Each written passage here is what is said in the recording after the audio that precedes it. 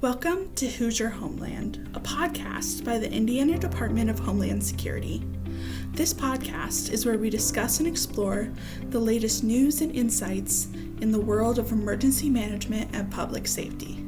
Join us as we have engaging conversations with subject matter experts and bring you the latest on how IDHS is working to provide Hoosiers with a safe, secure, and resilient Indiana. Sit back, relax, and let's dive in. September is National Preparedness Month. The theme for this year is Take Control in 1, 2, 3, which seeks to shed light on a crucial aspect of disaster readiness, preparing older adults. As we navigate an increasingly unpredictable landscape of extreme weather events and emergencies, it's imperative to address the vulnerabilities faced by older adults, particularly those from communities disproportionately impacted by all hazard events. Today, we have a special guest joining us, Moran, the Indiana Director of Emergency Management. Join us as we explore practical strategies, community initiatives, and the role of organizations like IDHS in fostering resilience among older adults. I'm your host, Bridget Campbell, the IDHS Digital Communications Coordinator, and you're listening to Hoosier Homeland. Welcome, Mary, to Hoosier Homeland. Thank you for coming on and chatting with us about this important issue. I appreciate the opportunity. So, can you provide an overview of the 2023 National Preparedness Month theme? It's Take Control 1, 2, 3, and what is the significance of it for emergency preparedness in the state? This initiative is focused on preparing older adults, especially in communities disproportionately impacted by all hazards. Mm-hmm. And this is important as society changes and we start to understand social vulnerability and the impacts that it has. It's critical for us in emergency management to know about those special populations to make sure we're addressing their needs in our planning and our preparedness efforts. How does this year's theme specifically target the preparedness needs of older adults, especially those in vulnerable communities? Adults can often face greater risks when it comes to extreme weather events and disasters than the regular population. And this is for a couple of reasons why they're targeting this preparedness.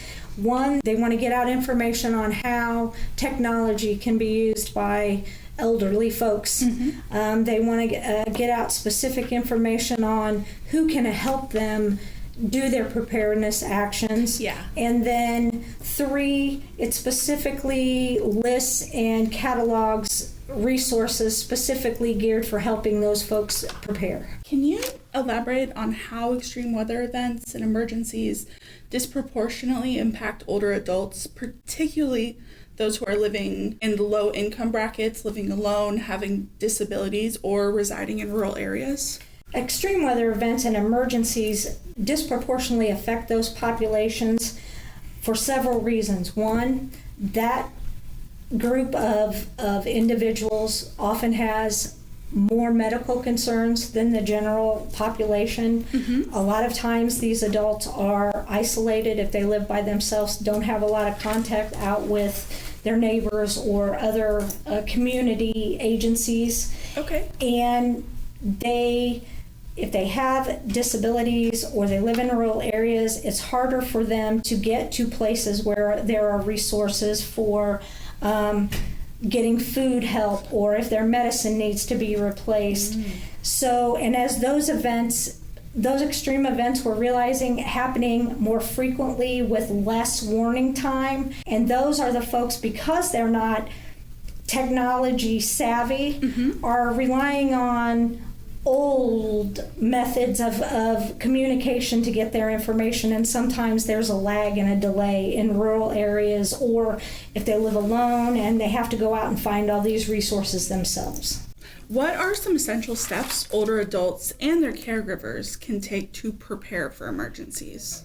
Some of the things that adults can do or steps they can take or their caregivers to help build their preparedness is get educated on what hazards they are exposed to. Maintain and update their insurance coverage. Okay. Download FEMA apps or other alert apps like from National Weather Service. They can develop a personal preparedness plan, which I highly encourage. Yeah. And in this plan, they can talk about things like plan for communicating with their relatives after event, their needs for food, shelter, and their pets. What are they going to need after an event? Know their own individual needs as far medicine, batteries for any treatment equipment that they need. Have them list out what their transportation needs are. If they regularly need an Uber driver to get to a doctor's appointment, have them know that and have a backup way to get that transportation. Know what medical devices they need. Have copies of insurance, Medicaid, Medicare, important documents. And then the last thing is create a support network of their friends and family. So there is a schedule for people checking on them, and maybe their neighbors have an extra set of, an extra stash of food that they can provide this neighbor in the event that their normal means of obtaining resources are cut off. How can families and neighbors support older adults in their preparedness efforts and assure their safety during emergencies? They can start small and take one piece of preparedness at a time, like focus on, okay, my first step is going to be getting all the documents I might need in a folder and making a copy of those. Yeah. Then take the next step of reaching out to find other adult support agencies and information like AARP and FEMA. Then what the neighbors could do, neighbors and family, is educate themselves on the needs of that neighbor or relative, and then have some backup plans for how they can support those needs if those traditional means are shut off. Can you provide some examples of emergency plans that specifically cater to the needs of older adults? Yes, we at IDHS have several plans where we talk about these sorts of populations. We have an access and functional need guides for marginalized populations. Okay. We do a mass care plan that specifically addresses the needs of these individuals. In our state hazard mitigation plan, in the update coming in 2024, we are going to include more data on socially vulnerable populations. And then in our recovery plan, we specifically address how we are going to make outreach to make sure we're covering the needs of these individuals after an event happens. Are there any misconceptions or barriers that you've encountered while trying to engage older adults in preparedness efforts? Yes. One is that I've run into a lot is, they're never going to learn new technology. And they're all set in their ways, and so we can help them prepare, but they're not going to do it, or they may be less reluctant to leave in an evacuation because they are older.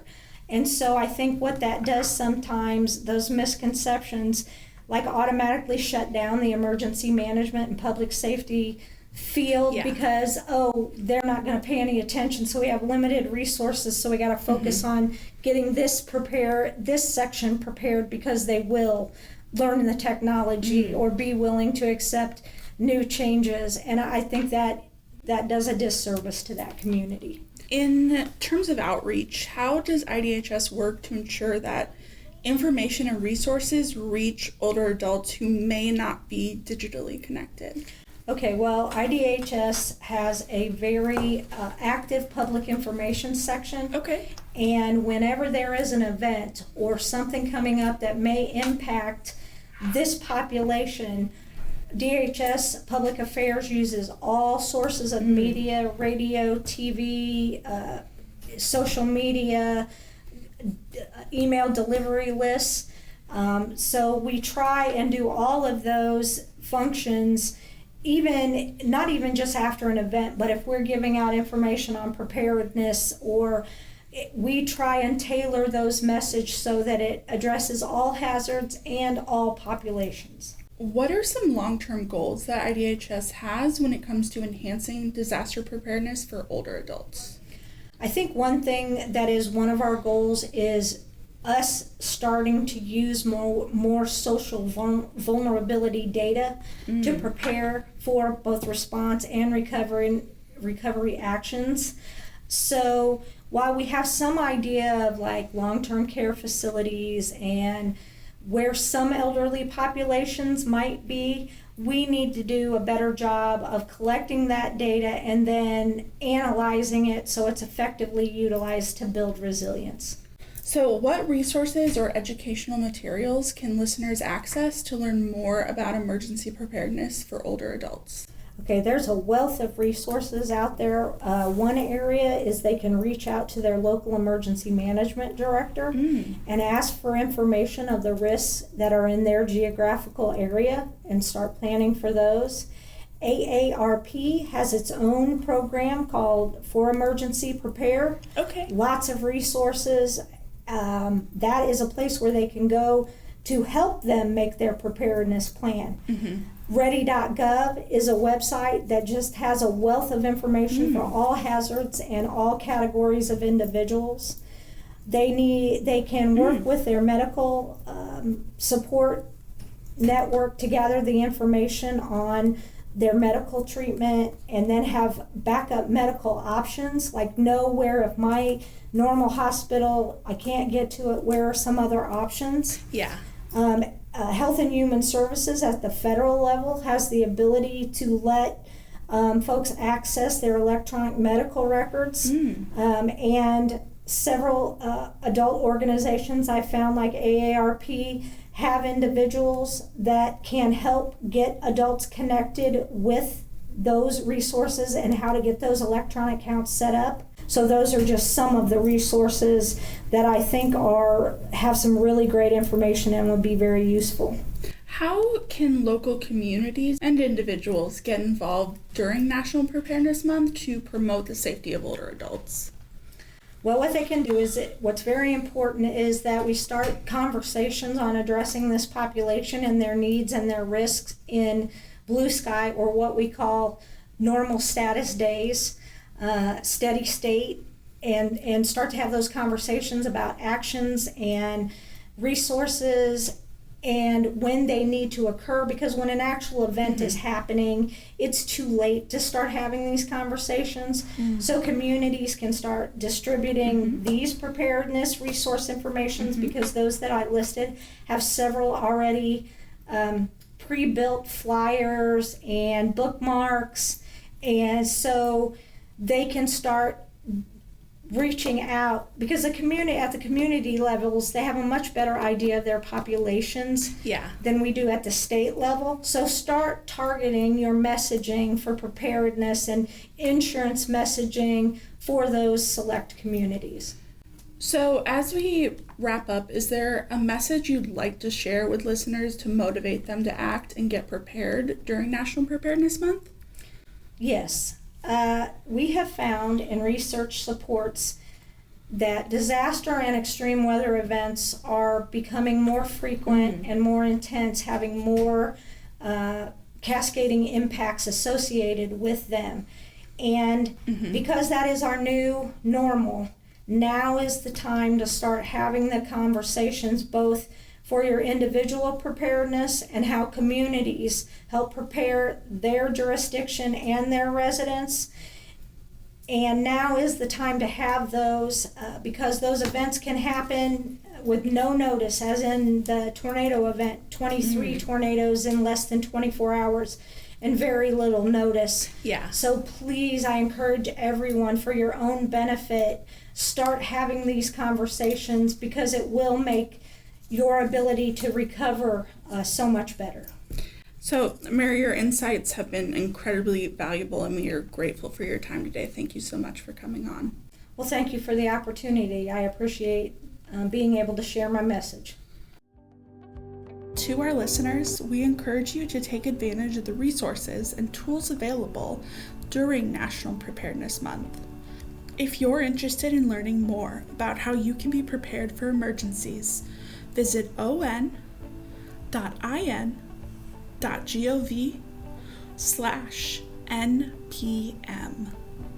There, you'll find a wealth of information, from emergency plans tailored for older adults to practical tips that can make all the difference when it matters most.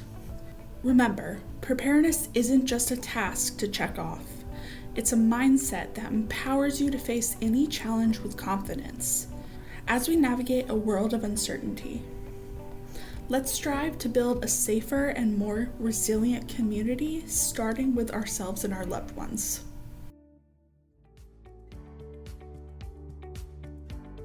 Thank you for listening to Hoosier Homeland. This podcast has been a production of the Indiana Department of Homeland Security. If you enjoyed this episode, you can find our full catalog on Spotify, Google Podcasts, YouTube, and Pandora. To listen to previous episodes, go to on.in.gov/Hoosier Homeland. Do you have a story suggestion or topic that you would like to hear on the podcast? We are looking for engaging and interesting content to feature on Hoosier Homeland. To submit your idea, simply send us an email at pio@dhs.in.gov with the subject line, Podcast Submission. Make sure you include your name and contact information. Who knows, your story might just make it into a future episode. We can't wait to hear from you. You can follow us on Facebook and Instagram at Indiana DHS and on Twitter at IDHS. We will see you in our next episode. Until then, stay informed, stay prepared, and take control of your safety.